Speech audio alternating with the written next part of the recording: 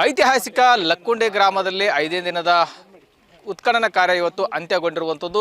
ಯಾಕಂದರೆ ಇವತ್ತು ಸಾಕಷ್ಟು ಪ್ರಮಾಣದಲ್ಲಿ ಕೂಡ ಉತ್ಖನನ ಸಹ ಮಾಡಿದರು. ಅದರಲ್ಲೂ ಬರದಿಂದ ಸುಮಾರು 35 ಕಾರ್ಮಿಕರು ಈ ಒಂದು ಉತ್ಖನನ ಕಾರ್ಯವನ್ನು ಸಹ ಮಾಡಿದ್ದಾರೆ. ಈ ಉತ್ಖನನ ಕಾರ್ಯದಲ್ಲೂ ಕೂಡ ಮುಂಜಾನೆಯಿಂದ ಈ ಒಂದು ಸಾಯಂಕಾಲ 5 ಗಂಟೆಯವರೆಗೂ ಕೂಡ ಈ ಉತ್ಖನನ ಕಾರ್ಯ ಕೂಡ ನಡೆದಿರುವಂಥದ್ದು. ಸುಮಾರು ಇದು 10 ಮೀಟರ್ ಉದ್ದದ ಮತ್ತು 10 ಮೀಟರ್ ಅಗಲದ ಒಂದು ಪ್ರದೇಶವನ್ನು ಆಯ್ಕೆ ಮಾಡಿಕೊಂಡು ಇಲ್ಲಿ 10 ಫೂಟಿನ ಒಂದು 4 ಬ್ಲಾಕ್ಗಳನ್ನು ABCD ಅಂತೇಳಿ ಬ್ಲಾಕ್ಗಳನ್ನು ಕೂಡ ಮಾಡ್ಕೊಂಡಿದ್ದಾರೆ. ಈ 4 ಬ್ಲಾಕ್ನಲ್ಲಿಯೂ ಕೂಡ ಇವತ್ತು ಉತ್ಖನನ ಕಾರ್ಯ ಸುಮಾರು 4 ಅಡಿಯವರೆಗೆ ಈಗಾಗಲೇ ಅಗದಿರುವಂಥದ್ದು. ಸಾಕಷ್ಟು ಪ್ರಮಾಣದಲ್ಲಿ ಕೂಡ ಉತ್ಖನನದಲ್ಲಿ ಪ್ರಾಚೀನ ಕಾಲದ ಅವಶೇಷಗಳು ಕೂಡ ಈಗ ಪತ್ತೆ ಆಗಿರುವಂಥದ್ದು. ಜೊತೆಗೆ ಇವತ್ತು ಮುಂಜಾನೆ ಒಂದು ಅರ್ಧ ಮಡಕೆ ಕೂಡ ಸಿಕ್ಕಿರುವಂಥದ್ದು. ಅದು ಕೂಡ ಪ್ರಾಚೀನ ಕಾಲದ ಒಂದು ಮಡಕೆ ಕೂಡ ಪತ್ತೆಯಾಗಿತ್ತು. ಜೊತೆಗೆ ಇಲ್ಲಿ ಒಂದು ಪ್ರಾಚೀನ ಕಾಲದ ಅವಶೇಷಗಳು ಕೂಡ ಪತ್ತೆಯಾಗಿದ್ದು, ಅಷ್ಟೇ ಅಲ್ಲದೆ ಲಕ್ಕುಂಡಿಯ ಈ ಒಂದು ಗತವೈಭವವನ್ನು ಸಾರುವಂಥ ಸಾಕಷ್ಟು ಪ್ರಾಚೀನ ಕಾಲದ ಅವಶೇಷಗಳು ಕೂಡ ಪತ್ತೆಯಾಗಿದ್ದು. ಇನ್ನು ಇಲ್ಲಿ ಒಂದು ಶಿವಲಿಂಗದ ಪತ್ತೆಯಾಗಿರುವಂಥದ್ದು, ಪಾಣಿಪೀಠ ಕೂಡ ಪತ್ತೆಯಾಗಿರುವಂಥದ್ದು. ಇದು ಪೂರ್ಣ ಪ್ರಮಾಣದಲ್ಲಿ ಕೂಡ ಈಗ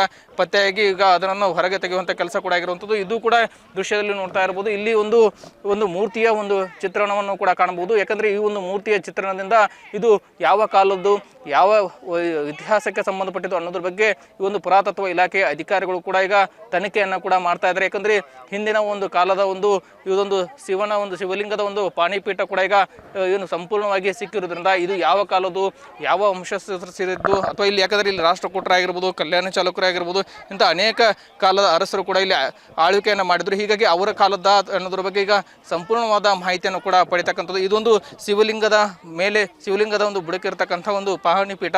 ಇಲ್ಲಿ ದೃಶ್ಯದಲ್ಲೂ ಕೂಡ ನೀವು ನೋಡ್ತಾ ಇರ್ಬೋದು ಯಾವ ರೀತಿಯಾಗಿ ಇಲ್ಲಿ ಒಂದು ಶಿವಲಿಂಗದ ಪಾಣಿಪೀಠ ಇದೆ ಅನ್ನೋದ್ರ ಬಗ್ಗೆ. ಯಾಕಂದರೆ ಈಗಾಗಲೇ ಒಂದು ಶಿವನ ಒಂದು ಪಾಣಿಪೀಠ ಈಗಾಗಲೇ ಸಿಕ್ಕಿದೆ. ಇದರ ಬಗ್ಗೆ ಸಾಕಷ್ಟು ತನಿಖೆ ಕೂಡ ಈಗಾಗಲೇ ಅಧಿಕಾರಿಗಳು ಕೂಡ ನಡೆಸ್ತಾ ಇದ್ದಾರೆ.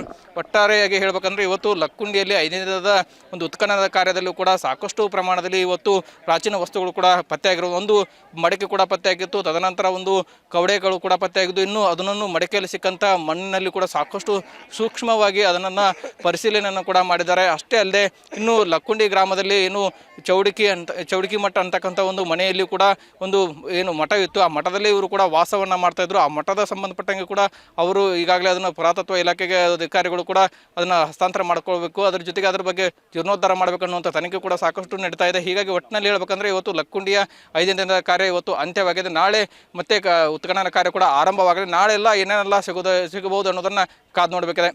ಸಂತೋಷ್ ಕುನ್ನೂರ್, ನ್ಯೂಸ್ 18 ಗದಗ.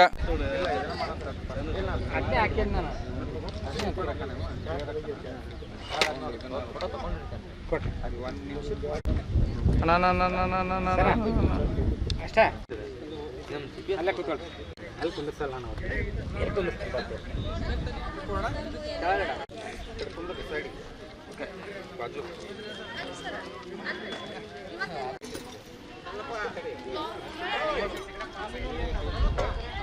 ಕೈ ಮುಗಿದು